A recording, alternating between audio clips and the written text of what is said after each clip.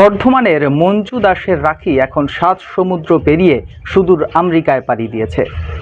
আগামীতেই রয়েছে রাখি বন্ধন উৎসব। এই মুহূর্তে চূড়ান্ত ব্যস্ততার মধ্যে রয়েছে রাখি ব্যবসায়ী থেকে শুরু করে যে সমস্ত কারিগররা রাখি তৈরি করেন। আর সেখানে দাঁড়িয়ে পূর্ব বর্ধমানের বর্ষুলের হরিপল্লী এলাকার দাস পরিবার একেবারেই নজির সৃষ্টি করেছে। সঞ্জীব দাস ও মঞ্জু দাস তারা কিন্তু ইতিমধ্যেই সকলের নজর কেড়েছে এই রাখি বন্ধন করে।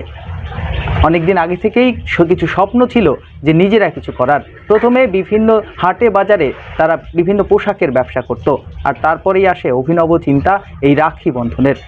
দীর্ঘদিন ধরেই রাখি বেঁধে তারা সকলকে তাক লাগিয়ে ইতিমধ্যেই দেশ ছাড়িয়ে দেশের বাইরেও এখন তাদের রাখি রীতিমতো প্রচলন রয়েছে। শুধু পূর্ব বর্ধমানে নয়, রাজ্যের বিভিন্ন প্রান্তে ছড়িয়ে পড়েছে তাদের হাতের তৈরি রাখি। ইতিমধ্যেই প্রায় 500 জন মহিলাকে স্বনির্ভরের দিশা দেখিয়েছে এই মঞ্জু দাস। আগামীতে এই রাখি আরও দিকে দিকে ছড়িয়ে পড়বে এমনটাই আশাবাদী তারা। ইতিমধ্যেই একেবারেই ছোট থেকে শুরু করে আজকে 500টি পরিবারের যেন পেট চালাচ্ছে এই মঞ্জু দাস। মহিলাদের স্বনির্ভর করার পাশাপাশি নিজেরাও হয়েছে স্বনির্ভর।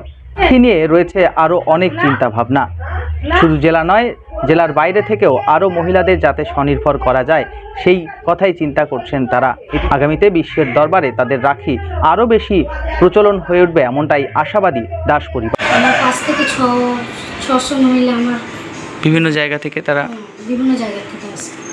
কোন জায়গা থেকে এরকম চিন্তা ভাবনা? হ্যাঁ, এরকম থেকে এলে আবার কিছু তো একটা করতে হবে মহিলাদের।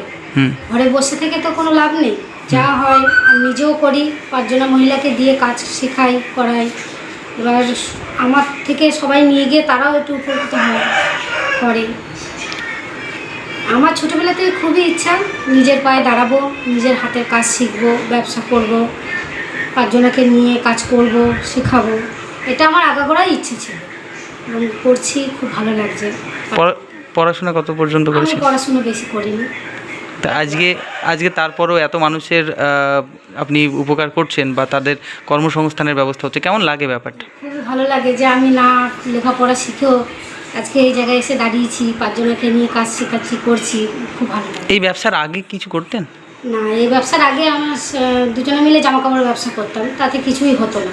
আচ্ছা, আস্তে আস্তে আমার মেয়ে হয়, তারপরে বললাম যে না, কিছু তো একটা করতে হবে, এভাবে তো হয় না। দিয়ে আমি গিয়ে এই মাল গল্প করে ব্যাগে করে 2-5 বুরুষ মাল তুলে আস্তে আস্তে আমাকে দেখে আরও 2-5 জনা গ্রামের বলে যে দিদি আমাকে একটু মাল দাও। আমি বললাম ঠিক আছে। 25 বুরুষ 30 বুরুষ আনতে আনতে আজকে হাজার হাজার বুরুষ মাল আসে। কোথায় কোথায় যায় আপনাদের মাল? আমাদের এই ভারতবর্ষের সব জায়গাতেই যায়, কেউ অনেক বিদেশেও যায়।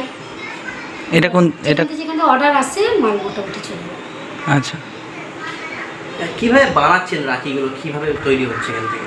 এগুলো কাঁচা মাল আনতে হয়, মানে মেটেরিয়ালস তুলতে হয়, কাঁচা মাল নিয়ে এসে সুতো দিয়ে সুতো দিয়ে কাজগুলোকে আপনার হাতে করে করতে হয়। বাড়িতে বসেই করা সম্ভব? একদম বাড়িতেই বসে, কোথাও যেতে হবে না। আমার কাছে বাকি সময় কি কাজ করেন? আমার এই সারা বছরে কাজ, 12 মাসে কাজ। এই একটা মাস আমি বন্ধ রাখি, যেহেতু একটু টাকা পয়সার ব্যাপার থাকে, তাদের পুরো টাকা পয়সা দিয়ে আবার নতুন করে এই খাতা বাদ দিয়ে আবার নতুন করে খাতা চালু হয়। সারা বছর কাজ, সারা বছর। এই 2 মাস একটু বন্ধ রাখি, আমিই বন্ধ রাখি। কেননা অনেক মহিলার টাকা পয়সার ব্যাপার থাকে, তো সারা বছর টাকা নেয় না কোনো মহিলা। এই পুজোর আগে তাদেরকে সব টাকা দিয়ে দিতে হয়, এবং যাদের কাছে মালিকের কাছে মাল আসে, যারা আমি অর্ডার নিই, তারাও এই বছরের শেষেই আর কি দেয়। এবার তাদেরকে দিয়ে আমি আবার খাতা নতুন করে চালু করি, আবার সারা বছর। পূর্ব বর্ধমান থেকে সুমন বিশ্বাস, দ্য বং ভয়েস।